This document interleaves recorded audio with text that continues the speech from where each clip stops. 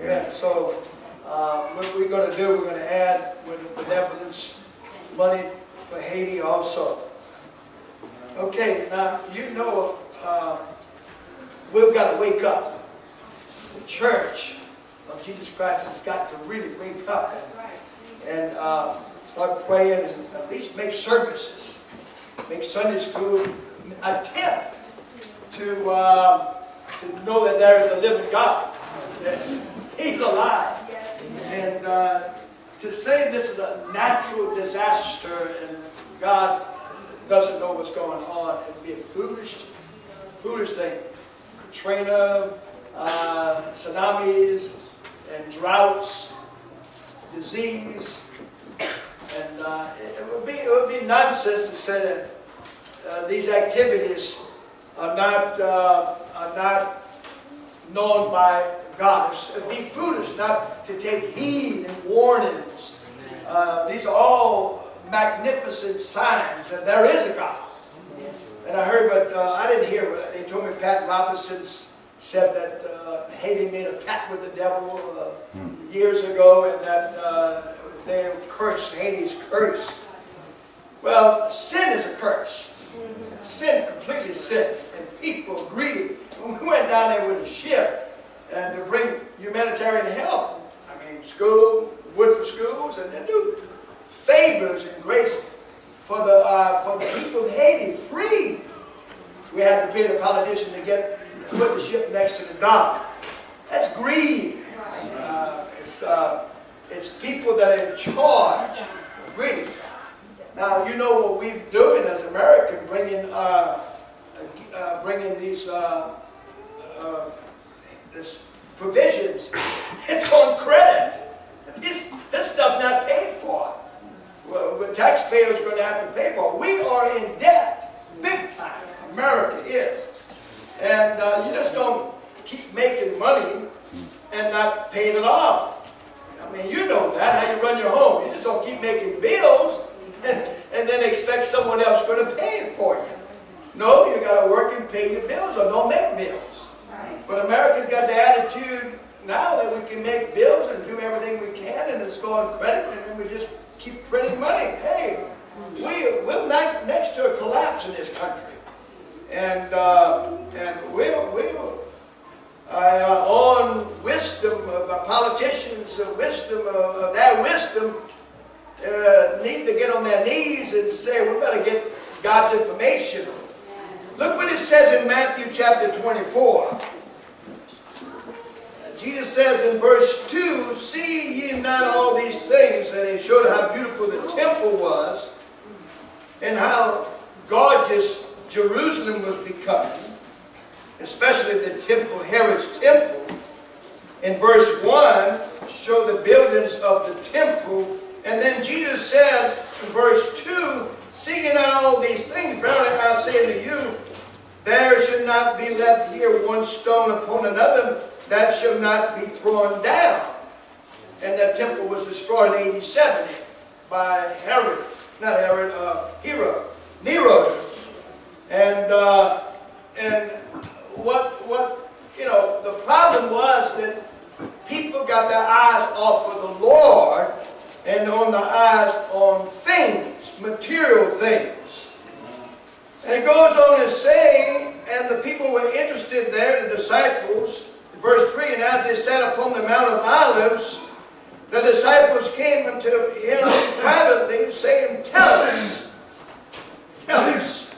when shall these things be, and what shall be the signs of the coming of the end of the world?" And so that was a pretty hefty question there. Asking the Lord, who could answer, by the way? And the condition of the last days is what they were asking. And Jesus answered and said, the condition, take heed that no man deceive. That was the important. First thing he said, you take special interest in spiritual matters that no man will deceive you. You don't want to be deceived. You don't want to believe a lie. As many false prophets and false Christs. We read that. False Christ and false prophet. Prophet means false preachers, false people that tell you a lie, and it's not the truth, it's a lie, and damn your soul. And then false Christ would not be Jesus Christ. False Christ would mean false people that would claim to be anointed. False people that claim to be anointed, be careful of them, that they don't deceive you. In other words, stay with the book. For many shall come in my name and say, I am anointed. I am Christ. I am anointed. That's what the word means. I'm the Messiah. I'm anointed. And shall deceive many. And you shall hear wars and rumors of war now. Do we have that going on now? I mean, everywhere we turn around, there's an enemy. There's a war. And the Lord makes it mention, it's not just people that lost their mind. They warn against other people. They really have sold out to destroy Christians and destroy the Bible and to destroy the Jews and whoever that's trying to live right. See that you be not troubled, for all these things must come to pass, but the end is not yet. Now watch this. Watch this.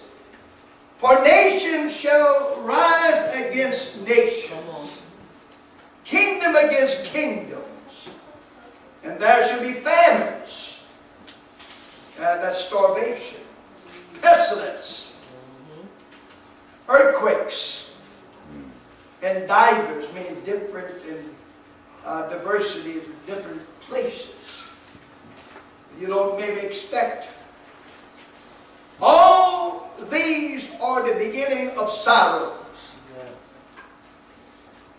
And look what it says in verse 21. I'm going to go down, verse 21.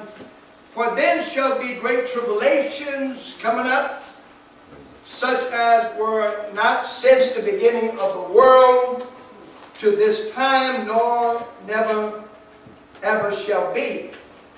Verse 22 talking about great tribulations. The church is going to escape great tribulation, I believe, in premillennium. And except those days should be shortened, there should no flesh be saved. But for the elect's sake, those days shall be shortened. And if any man shall say unto you, Lo, here is the anointed, or there, believe it not, for there shall rise false Christs and false prophets, and shall show great signs and wonders, insomuch that if it were possible, that they shall deceive the very elect. Behold, I have told you before. Now in 2 Timothy, I want to go there and the attitude of the people.